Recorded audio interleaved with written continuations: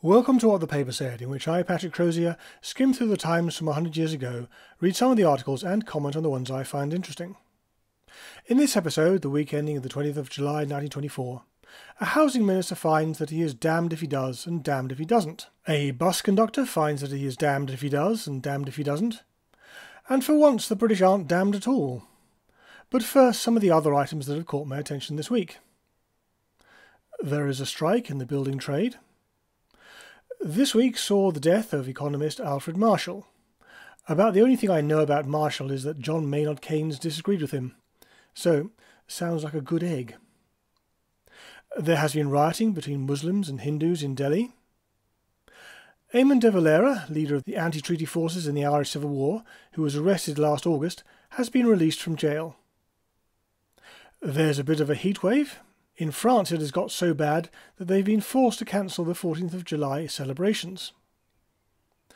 One thing they didn't cancel was the dedication of a memorial to black soldiers who fought for France in the First World War. Another thing they didn't cancel was the Olympics. This is from a report on the 10,000-metre cross-country run. They had such things in those days. Saturday was a day of distressing emotion in the stadium. It was extremely hot. 88 degrees Fahrenheit it was said to be in the shade. The assemblage waited in a tense silence till suddenly the figure that we had all expected came trotting unconcernedly in.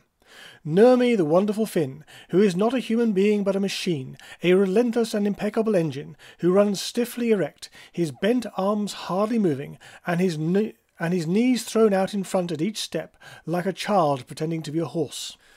But others did not find it so easy. A figure in the scarlet drawers of Spain appeared in the entrance, turned the wrong way, was stopped, and then ran horribly round in little circles till he plunged on his face. It was heartbreaking to watch. Of 42 men who started, only 18 entered the stadium, only 12 crossed the line. A couple of weeks ago I mentioned a suggestion from the Times letter section that in order to prevent overcrowding, bus tickets should be numbered. This drew a response from one of my regular correspondents, detailing how a relative of his had, as a bus conductor, been fined for allowing too many people to board. It would appear this was not an unusual occurrence. This is from Monday.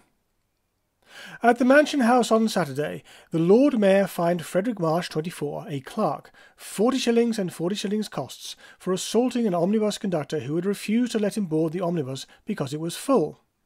In passing sentence he said, conductors were so frequently summoned and punished for overcrowding that it was only fair that when a conductor insisted on obeying regulations he should be protected from attacks of that unprovoked nature. It rather sounds as if bus conductors, or should I say omnibus conductors, are damned if they do and damned if they don't. We Britons are not noted for our standards of service. Americans, on the other hand, are. So I was a bit surprised to read this from a Mr. J.S. Rogers. As an American citizen who has travelled widely throughout the world, may I express my appreciation of the gratifying way in which I have been treated by everyone during my stay in London. I have found baggage men, porters, cab drivers, hotel attendants, omnibus conductors, and salesmen far more courteous and obliging than in any other city in which I have been. Moreover, the average pedestrians on the street have answered all my inquiries with an unexpected civility and consideration. Now, as a libertarian, I could claim that this change is all the result of a century's worth of socialism. I would certainly like to make that claim, but we ought to consider alternative hypotheses. Perhaps Mr. Rogers got lucky. Perhaps Mr. Rogers received good service because America has a tipping culture and those he ran into knew that. Or maybe because after the war, Americans were the only people with any money, people were nice to them. Many times before I have referred to the housing crisis. On Wednesday, the Times published an article by Arthur Griffiths-Boscawen on how the crisis came about. Griffiths-Boscawen had been the health minister in the post-war coalition government, which for weird and wonderful reasons made him the de facto housing minister. In 1923 he lost his seat in Parliament, never to return. The housing question has long been with us. It dates from the middle of the 19th century.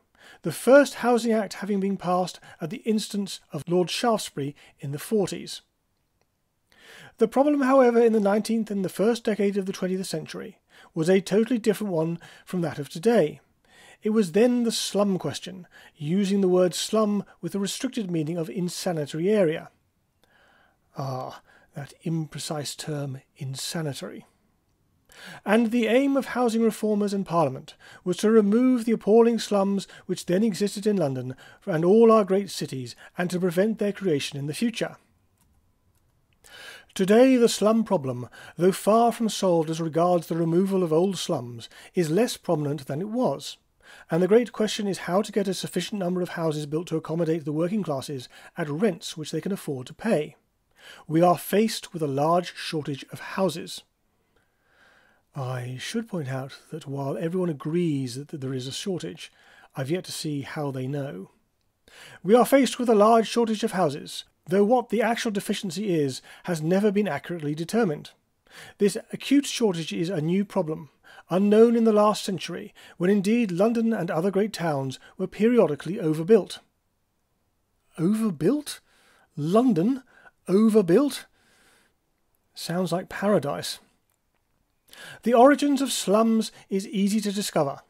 It is often said that they were due to private enterprise, but this is not the whole truth. I don't think it's any part of the truth, but we'll see. They were not due to private enterprise as such, but to private enterprise uncontrolled by any suitable regulations. Oh dear. When the great increase of population occurred in consequence of the industrial expansion after the Napoleonic Wars, houses were run up everywhere to accommodate the people. But there were no building bylaws, no London Building Act, no measures to compel compliance with ordinary sanitary precautions. The aim of builders was to plant down as many houses per acre as possible, with the result that they built back-to-back in narrow, stuffy courts, where the sun could never penetrate and where ventilation was impossible. Back-to-back houses were ones where, as the name suggests, the back of one was the back of another. The point being that it was difficult to ventilate the rear of the building. Note the obsession with light and ventilation. But there is a bigger point here. If you introduce regulation, you inevitably make housing more expensive to provide, and those costs have to be passed on.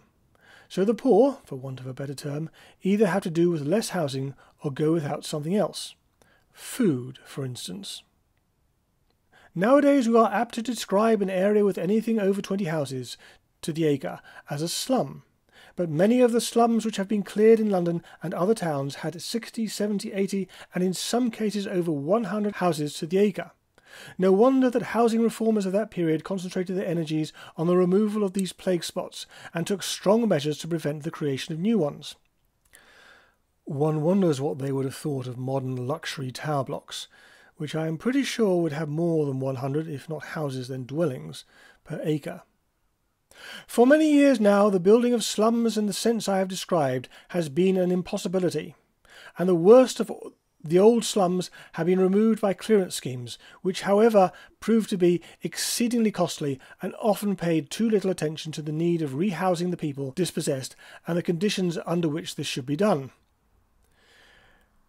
In other words, we're going to make people's lives better by making their lives worse. See last week's episode for an example. Since 1909, however, we have had the new problem of house shortage.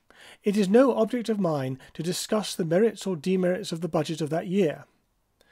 This is the famous, or at least well-known, People's Budget. In this, Chancellor David Lloyd George introduced a state GP service and state pensions. It is no object of mine to discuss the merits or demerits of the budget of that year, but it is an undoubted fact that whatever else it did, it frightened the people on whom we had relied for the building of working-class houses and caused an immediate and striking falling off in the number of houses provided. Statistics are conclusive on this point. The fact is that the great majority of working-class houses and cottages in the country had been built by small speculative builders, often men who had been workmen themselves and who started on their own, being financed locally, usually by a firm of solicitors. What? And who built first of all one house or a pair of houses, and having sold at a profit, proceeded to build more. It was an excellent system, when properly controlled, since they built wherever houses were acquired, and did so cheaply, working themselves with the few men they employed, and seeing that they did a good day's work. In fact, they built far more cheaply than either large contractors or a local authority can ever hope to do. But the new land taxes scared them. I presume these are land taxes associated with the people's budget. Scared them, and those who financed them, and they stayed their hands.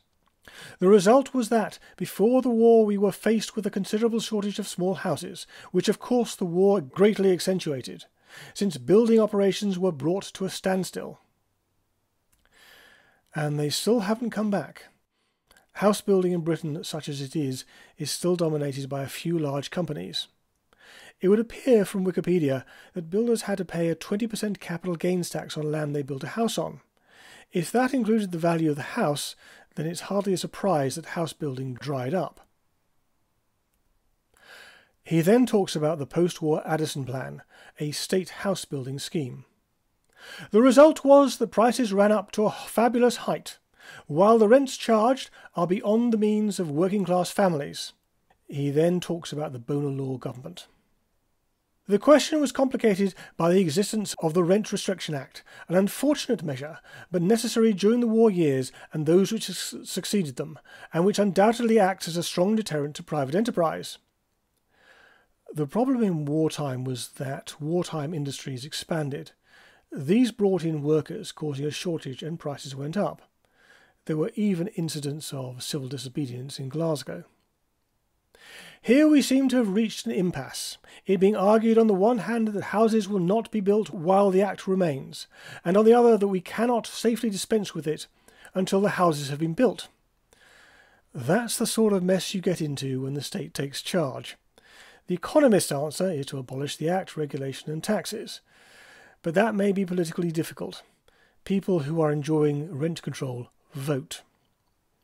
Griffiths-Boscawen then talks about the Wheatley Bill mentioned in the 8th of June episode. There may be another object in the bill. Is it intended to be the first step towards complete nationalisation, or rather municipalisation of all houses? Is the town landlord to be abolished altogether?